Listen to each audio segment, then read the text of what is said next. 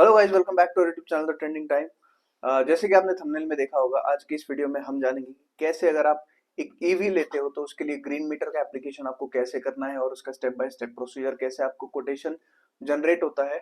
तो एंड उसके बाद कितना आपको उसका कॉस्टिंग आएगा, that we will see in the today's video. तो आज की इस वीडियो में हम जानेंगे कि कौन कौन से डॉक्यूमेंट्स आपको लगेंगे, उसके बाद कैसे आपको एक महाराष्ट्र स्टेट का हमने एग्जांपल लिया है इस वीडियो में और कैसे आपको उसके लिए अप्लाई करना है, that we will see in the today's video.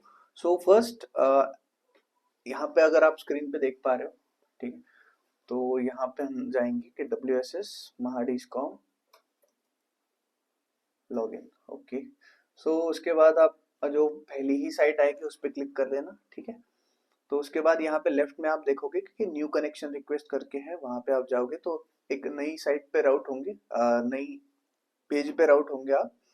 And यहाँ पे आप अगर देखोगे तो देखो, जनरल इंफॉर्मेशन में नीचे आप देखोगे तो यहाँ पे है domestic, non domestic, industrial, agriculture, bulk connection and at the end we have an option for electric vehicle charging station, that is EVCS। ठीक है, आपको इस पे क्लिक करना है एंड अगेन आपको ये फॉर्म मिल जाएगा जो कि आपको फिलअप करना है चार्जिंग स्टेशन के लिए। बट उसके पहले मैं आपको बता दूं कि आपके जो डॉक्यूमेंट्स है वो कौन कौन से लगने वाले हैं। फर्स्ट आपको लगेगा ऑक्यूपेंसी सर्टिफिकेट, जहाँ पे भी आप रह रहे हो वहाँ का फॉर्म, या फिर लीज पे आपने वो लिया है तो उसका एग्रीमेंट वगैरह, ये सब डिटेल्स आपको लगेंगे। उसके बाद एक आइडेंटिटी प्रूफ लगेगा, government ID proof, that is it can be Aadhaar card, PAN card, driving licence, passport etcetera, anything among this. उसके बाद आपको एक लगेगा जो प्रीमिसेस है आपका, अगर आप आपका एक इंडिपेंडेंट हाउस है तो it is not required may be. And अगर आप एक अपार्टमेंट में रह रहे हो, मैंने जब एप्लीकेशन दिया था उसके बाद मेरा एक फ्लैट है, उसके पार्किंग में मैंने इसको इंस्टॉल किया है। तो द थिंग इज आपको इसका लगेगा NOC सर्टिफिकेट, आप जहाँ पे भी रह रहे हो इसका। तो मैंने एक जो हमारा क्लब हाउस है, सॉरी सोसाइटी का ऑफिस है, वहां से मैंने एक NOC सर्टिफिकेट लिया था और वो मैंने इसमें सबमिट किया था। उसके बाद आपको लास्ट जो डॉक्यूमेंट है वो लगेगा एक undertaking on the stamp of ₹2000 for using the power supply only for electric vehicle charging if rules are violated such as, अगर आप ये जो रूल्स है उसको वायलेट करते हो तो रूल के अंडर ये आता है कि आप जो अगर ग्रीन मीटर को इंस्टॉल करते हो तो that you will use only for EVs and you will not use for any home appliances, और जो भी आपके घर है उसके लिए आप उसको यूज नहीं करोगे।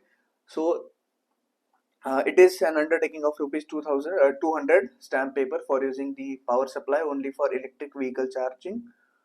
If rules are violated, punishable under the Electricity Act 2003 under the section 126 and 135। तो ये आपको ध्यान में रखना है, ये वाला अंडरटेकिंग, ये सब डिटेल्स आपको लगेंगी। उसके बाद अभी so guys let's come back to the form again, जो हमें भरना है। तो यहाँ पे मैंने एक डमी डिटेल्स जो है वो भरी है, क्योंकि मैंने फॉर्म ऑलरेडी भर चुका हूँ मैं। तो यहाँ पे जो आपका करंट लाइट बिल है वो आपको अपने साथ रखना, क्योंकि उसकी जो कंज्यूमर डिटेल्स है वो आपको लगेंगे इसको भरते टाइम। तो यहाँ पे मैंने डमी डिटेल्स डाली है, जैसे कि मैंने अपना फर्स्ट नेम डाला Rohit, middle name, last name, and then एक ईमेल आईडी डाला यहाँ पे, फिर then mobile number you will have to fill, then Aadhaar number. तो उसके बाद जो कंज्यूमर कैटेगरी है वो आपको सिलेक्ट करनी है 180 supply, and for 3 phase you will apply. But though you are going to apply for 3 phase, गाड़ी जो आपकी still it will charge on single phase only, but जो आपका वोल्टेज है वो आपको रिक्वेस्टेड जो लोड है वो हमें सिलेक्ट करना है 8। मैंने 8 यूज किया है क्योंकि वो जो जैसे कि आप लोग जानते हो कि ईवी का जो ग्रीन मीटर है वो आपको सिर्फ और सिर्फ आप उसी के लिए यूज कर सकते हो, जो जो आपका होम या फिर जो आपकी मशीन है घर पे, उसको आप घर के यूसेज के लिए यूज नहीं कर सकते। तो 8 kilowatt was fine for me, so I have chosen this one. उसके बाद अगर आप यहाँ पे सिंगल फेज सिलेक्ट करते हो then you will have to choose this requested load would be less than 7.5, right? So अगर आप यहाँ पे 10 भी ऐड करते हो तो यहाँ पे एक पॉपअप आता है, सिलेक्टेड सप्लाई टाइप और phase is a single phase and requested load is greater than 7.5 kilowatt, so please select the supply as a 3 phase, right? So then you will have to select as a 3 phase and requested load that I have chosen for my car was 8 kilowatt hour। उसके बाद यहाँ पे आओगे आप, and आपको यहाँ पे fill करना है नियरेस्ट कंज्यूमर नंबर। तो ये आपको आपका जो करंट लाइट बिल है वहाँ पे आपको ये सारी डिटेल्स मिल जाएगी, जहाँ पे आपको आपका current address, society name, street और लैंडमार्क, यहाँ पे डिस्ट्रिक्ट वगैरह ये सब चीज़ें आपको चूज करके ये फॉर्म भर देना है, ठीक है। एंड एट दी एंड आपको जो ये वाला जो फॉर्म है it can be used for those people who are going to like install the commercial chargers as well। तो आपको यहाँ पे यूज करना है प्राइवेट चार्जिंग स्टेशन, ठीक है। एंड इसके बाद ये जो छोटी छोटी डिटेल्स यहाँ पे टाइमिंग्स यानी सब चीजें आपको भरनी है। उसके बाद आप यहाँ पे देखो, यहाँ पे ठीक है, यहाँ पे आपको ये सिलेक्ट करना है फोर व्हीलर के लिए that you are going to use this charger and is multiple party or secondary consumers no, and then select the payment options, right। so यहाँ पे आप सिलेक्ट कर सकते हो कि प्रोविजनल एस्टिमेट अगर आपको इसका चाहिए तो along with the processing fees you will get, and अगर आपको सिर्फ प्रोसेसिंग फीस अभी के लिए चाहिए तो you can choose the similar options। I would recommend कि आप चूज करो provisional estimate along with the processing fees, तो कि आपको एक कोटेशन मिल जाएगा आपके लिए, ठीक है। यहाँ पे प्लेस मैं पुणे सेलेक्ट कर देता हूँ और जनरेट ओटीपी पे जैसे ही मैं क्लिक करूंगा तो आपको ओटीपी आएगा, उसके लिए आपको अप्लाई कर देना है। So this is the form basically that you are going to use. अभी अगर इस फॉर्म को साइड में रखा जाए, अगर आपको महावितरण या फिर एमएससीबी का जो आपका नियरेस्ट ऑफिस है वहां से भी आपको इसके लिए हेल्प हो सकती है। तो अगर आपको इस फॉर्म में कुछ ऐसी डिटेल्स है जो कि आपको पता नहीं कैसे भरनी है, तो you go to that office and get उनका जो हेल्प है वो आप ले सकते हो इसमें भरने के लिए। उसके बाद अगर आपका ऑफिस है वहाँ पे कुछ लोग जो है वो इसको मतलब लोग सर्विस प्रोवाइडर करते हैं कि वो अपनी कुछ नॉमिनल फीस लेंगे और आपके लिए ये सब फॉर्म्स वगैरह ये सब डिटेल्स भर के दे देंगे आपको। तो उसके आगे की प्रोसीजर आपको करनी है। ऐसे भी लोगों से आप जो है वो हेल्प ले सकते हो, ठीक है। सो इसके लिए क्या करना है अभी, ये सब डॉक्यूमेंट्स और ये सब चीजें लेके आपको अपनी नियरेस्ट जो स्टेशन है वहां पे जाना है और वहां पे सबमिट करके आपको ये सारी चीजें देनी है। उसके बाद आपको एक क्या बोलते हैं इसको, एक कोटेशन आएगा, ठीक है। वो कोटेशन भी मैंने जो मेरे लिए जनरेट हुआ था वो मैं आपको दिखा देता हूँ। ओके 1 मिनट गाइस, ये आपके सामने जो है वो मेरा कोटेशन है। तो उसके बाद आप देख सकते हो यहाँ पे जो मेरी डिटेल्स है वो यहाँ पे लिख के आ रही है और कंज्यूमर नंबर्स ये सब डिटेल्स। यहाँ पे मैंने मेरा जो रिक्वेस्टेड लोड है इट इज 8 किलोवाट, ठीक है। जो आपका मीटर है वो 3 फेज ही आएगा, but finally eventually your vehicle will consume the single phase. वो आपको जो आपके ईवी चार्जर का इंस्टॉलेशन करने आएंगे वो आपको समझा देंगे इसके बारे में।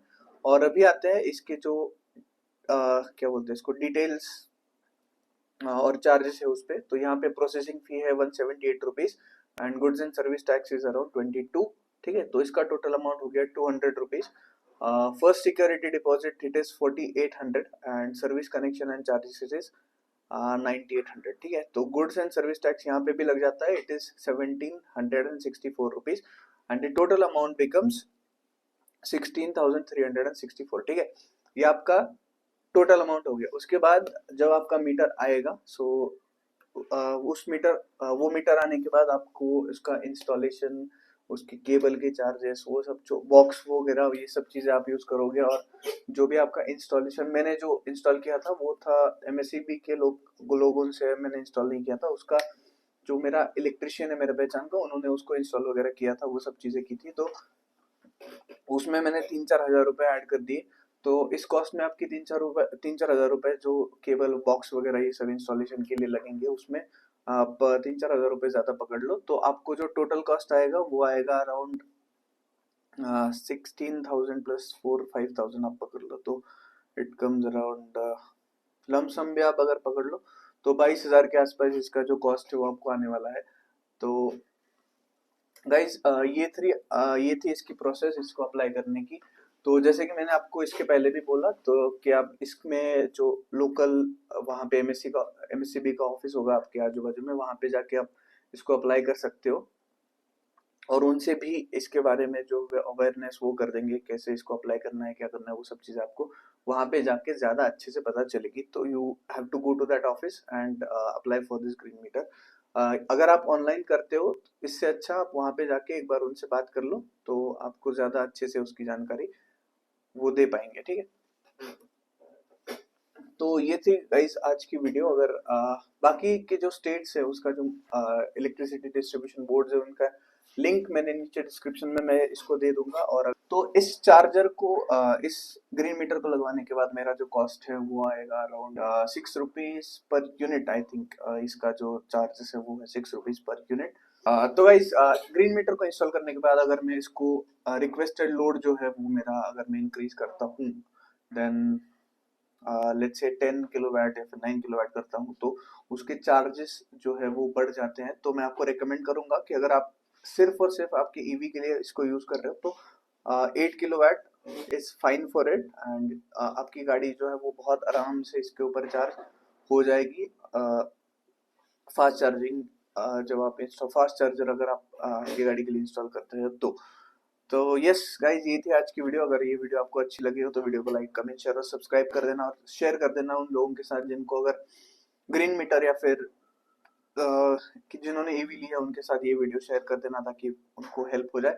और जो बाकी की स्टेट्स है उनके उनका जो इलेक्ट्रिसिटी बोर्ड है उनके लिंक्स मैं नीचे डिस्क्रिप्शन में दे दूंगा। आई एम नॉट श्योर कि कौन कौन सी स्टेट्स ग्रीन मीटर जो है वो प्रोवाइड करती है, तो एक बार आप चेक कर लेना कि कौन कौन सी स्टेट्स करती है, अगर आपको आपकी स्टेट में ये मिलेगा या फिर नहीं मिलेगा।